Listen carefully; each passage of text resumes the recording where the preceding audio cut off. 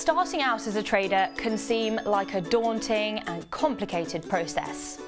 To make things a little easier, here are 5 tips to help you get started. First, do your research. Before you start trading, make sure you understand how to trade and what it is you're looking to get out of your time on the markets. Getting up to speed with the jargon can take time, but you should familiarise yourself with different trading strategies and styles and the financial markets. For example, do you want to trade forex or stocks? Or do you want to be a day trader or a position trader?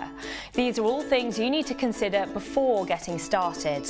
Second, make a trading plan, a blueprint for your trading activity that can help you prioritise your needs and achieve your goals.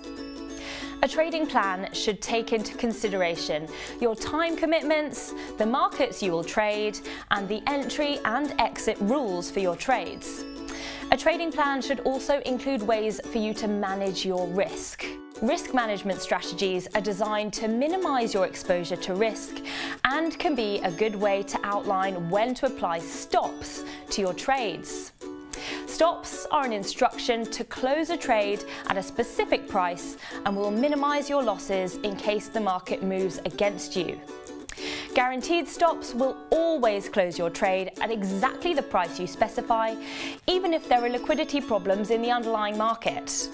Mentality is a big part of being a successful trader.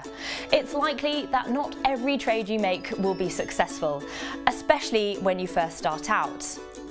It's important that you don't let your emotions influence your decision making, particularly after you suffer a loss, as this can lead to further losses down the line. Finally, open a demo account. This lets you try out trading strategies with virtual funds before committing any real money.